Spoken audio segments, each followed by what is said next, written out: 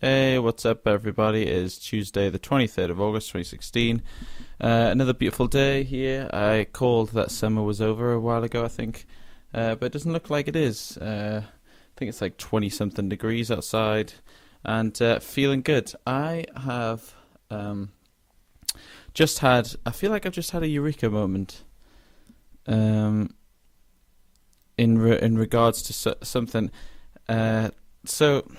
Uh, as you may not, I'm just going to say air so much. I listened to myself back recently, and all I friggin' say is air. So, come on, keep it together. Okay, right. So, I listened to, for God's sake, that's me again, to a Patrice ONeal explanation on the Opie and Anthony show about what defines a sport.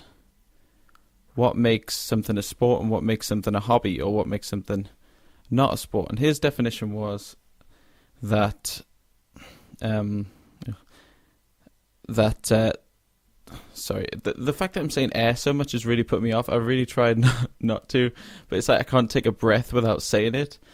So his definition of what isn't a sport is something that you can do without somebody else deliberately trying to stop you from doing that skill.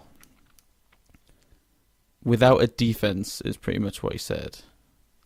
So something that so if you use your skill and you're not being, or someone else isn't stopping you doing that, I guess is that the way I say it? So pretty much what he's saying is like golf isn't a sport because you're not playing against somebody directly. You know, you're playing against the course, but there's nobody trying to stop you from doing your skill as good as you can do it. Which when I first said it, I was like, yeah. But then as they go through, I'll link the video. There's 4 parts of the video. I'll link the first part in the description. It's a great listen. But for me, I was skeptical at the start, but actually after listening to all 4 parts, I completely came out the other side, absolutely in agreement with him. There was other weird points like you can't go to it's not a sport if you can go to a wedding dressed in the clothes that you were wearing playing it or something, which is golf. I'm trying to think of they were pretty much bashing golf. However, I think I've got the last iteration to what makes something not a sport. Here it is. It is not a sport if someone's opinion is what makes you the greatest person at that sport in the world. Does that make sense? It is not a sport if someone's opinion is what makes you the greatest at that sport. For example, it is not a sport if I score you 9 out if there's 3 judges scoring you 9 out of 10 on a gymnastics routine. That isn't a sport because it's opinion based. Yeah, everyone can say, even everyone can have their opinion of that is, but you're defined. So in gymnastics, you're defined as the best in the world if you win gold at a certain thing. And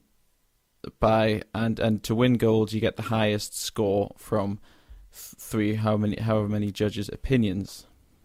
Whereas, the best team in the world, the best boxer in the world. Well, boxing's an interesting one because again, it does come down to opinion. If there isn't a knockout, yeah, that's a kind of grey area, that one. However, that the greatest football team in Europe at the minute is Real Madrid. You know that. I'll try that. I don't know any American sports that won stuff. This is on top of what Patrice ONeal said, I think. I think the opinion side of things eradicates a lot of Olympic sports, and for me, eradicates it from being, so there's no defense, and okay, well, boxing, technically there is a defense to somebody stopping you doing the skills. People are trying to stop you hitting the other person, so there is a defense in there, and if you knock someone out, you're the champion. But I'm specifically talking about judges scoring stuff to make you the best in the world. Does that make sense? Whereas the best golfer in the world at the minute is the person with the highest amount of points over the season. Same with the best football teams in all the different leagues. The best American football team is the one with the best record at the end of the season, who've won games, rather than someone going, do you know what, I like the Bengals better than the Patriots this year. Or a team of judges just going, we thought the Bengals played better than the Patriots. Yes, yeah, you guys can get it. Where score matters. Argue with me about this. I feel like that defense. There has to be a defense. Someone trying to stop you doing your skill, and there can't be. The sport can't be won via a panel of opinion. It's got to be won on a points base, and where your skill wins you points regardless of anyone's opinion. Right? Do people understand what I'm saying there? Because I feel like I've got it in my head, but then when I'm saying it out loud, it sounds a bit, I don't know. Yeah, so that was, I just had to get that out my system. Please argue with me in the comments if you disagree, if you've got a better solution or kind of opinion on what makes a sport and what makes something not a sport. I would love to know. If I'm full of shit, let me know. Yeah. So I don't know. I figured I just got out of the shower just like minutes ago. And I was like, that is something I need to. I just thought about it and I was like, yeah. It's because it's been playing on my mind ever since I heard that clip of what makes a sport. But yeah, okay. Let me know. Secondly, I have. We're going to go into some movie talk. I have over the last 2 nights watched watched Batman Begins and watched The Dark Knight. Now, I have seen them before. I've even seen the third one before, but not in a while. And to be honest, I didn't really enjoy the third one. I think I've seen it twice now, and I've kind of half watched it both times. But after rewatching Batman Begins, which I didn't enjoy the first time, and actually sat and watched it without getting my phone out and stuff, and actually try to take it in and understand stuff, fantastic film. Dark Knight, same thing. Didn't take my eyes off the screen, didn't get my phone out, understood everything that was going on. Absolute masterpiece. If The Dark Knight Rises, which I'm going to watch tonight, can get for me above a 7 out of 10, then I put it to argument that has to be the best movie trilogy of all time. The 3 Batman films. It's got to be. For me, anyway. But also, like, has there ever been a really good movie trilogy? Just even a really good one. The closest argument is Toy Story. Toy Story 1, 2, and 3. Which Toy Story 1's 10 out of 10. Toy Story 2 is probably an 8 out of 10. Toy Story 3 was a 7.5 to 8 out of 10. So, yeah, but I don't know. I feel like it's clever. I listened to some Mark Kermode review of all 3 of them. And his thing is that he can't believe that there's this big action blockbuster movie with all this clear, like, clever filmmaking, art house filmmaking behind it with clever ideas and kind of keeps the audience thinking and stuff. Yeah, you don't get that in those type of movies with, like, an Iron Man, you're just told what to think. There's no kind of deception. There's no real twist that you can't see coming and stuff like that. Nolan for me is Nolan is just behind Wes Anderson for me as favorite director at the minute, anyway. Or favorite current director. He is genuinely a genius. I would, in terms of film making, storytelling, and I guess script supervision. I guess with stuff like Inception and whatnot, I think he is genuinely a cinematic genius. So yeah, I'm going to watch The Dark Knight, and if it scores above a 7, I feel like that can safely be called the greatest movie trilogy of all time, for me anyway. But if anyone else has any suggestions other than Toy Story, or if you think Toy Story is a better trilogy than the 3 Batman films, let me know. Argue with me again. It's controversial, I guess, but yeah, there was the Spider-Man. The first Spider-Man was great. I had the Spider-Man 2 when I saw it as a kid, was my favorite movie at the time. The Spider-Man 3 was about a 5 out of 10, so it didn't make it. Pirates of the Caribbean, first one 9 out of 10. Second one, again, was my favorite movie at the time, or is it still my favorite Pirates film? Another 9 out of 10. Third one, 5 out of 10, 4 out of 10 possibly. Also, if they make a fourth one, does that still mean that a movie's a trilogy because they're making a fourth Toy Story? I don't know. Name me a better movie trilogy than the 3 Batman films. The 3 Nolan ones, anyway. Yeah. My opinion on Batman. I was watching The Batman Begins. Sound like an old best. I was watching Batman Begins, and do you know why I can't see a Batman working out in real life? Because I'm sure like Zuckerberg probably has all the money enough to change himself into a Bruce Wayne character,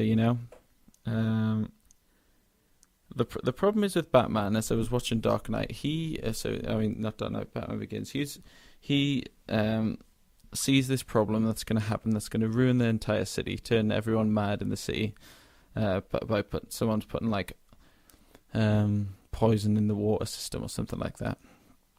And he goes out to stop them doing that before all hell breaks loose, before the whole city turns to crap.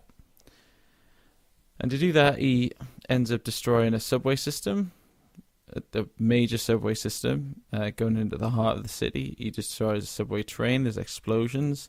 There's people dying. There's a serious catastrophe.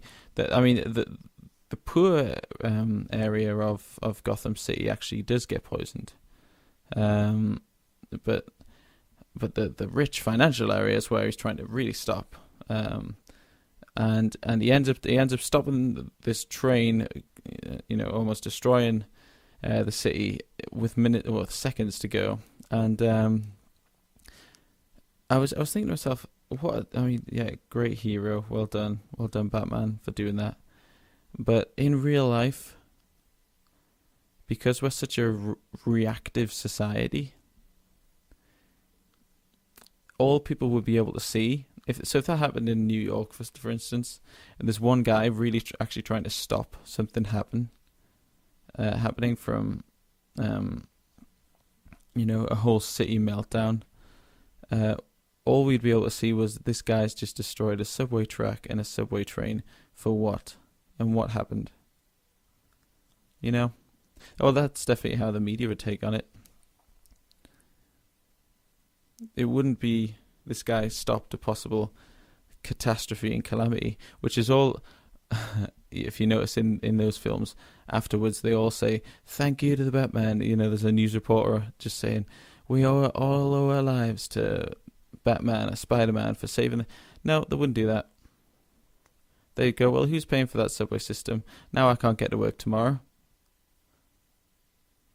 You know,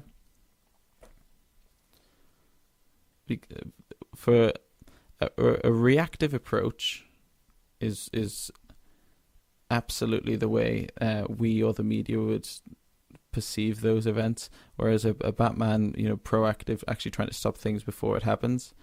Like, how many heroes do you ever hear about in the news, or just whenever? Do you ever see those things on Facebook? It's like this next video, this made me cry so much, and then it's just someone who's actually genuinely being a hero to like dogs or something like that, or keeping people out of danger. Or when do you ever hear anything like that in the news, or when does anyone ever celebrate that? We as a society, or as I don't even know if it's a societal thing or if it's a human thing, we need to see the damage done before we want to fix the next thing. Well, this could be a whole long podcast, but did we need to see September 11th before we went and, try to fix terrorism in the world? Middle East dictatorships? Did we need to see... I don't know. Maybe that's wrong. I don't know. Do we need to see something? Look at everything that's happened after September 11th. Yeah. That has been a reaction of terrorism on such a large scale. I don't know. But I feel like we are absolutely are a reactive over proactive society. Yeah. Well, there's a few points I've raised. What makes something a sport? What's the best movie trilogy going? And if you say The Godfather, you can jog on. Am I the only one who finds The Godfather 1 and 2 boring as fuck? I'm a big movie lover, but I just find it boring, man. The Godfather's just... If a movie's over 2.5 hours... Oh, okay, well, let's stretch this. If a movie is over 3 hours, it's too long regardless. I mean, I love Lord of the Rings, but I know there's an hour that can get cut out of each of them. Alright, this podcast's gone on for too long. What makes something a sport? What's the best movie trilogy out there? And would a superhero work in today's society? And I'll speak to you tomorrow. Bye-bye.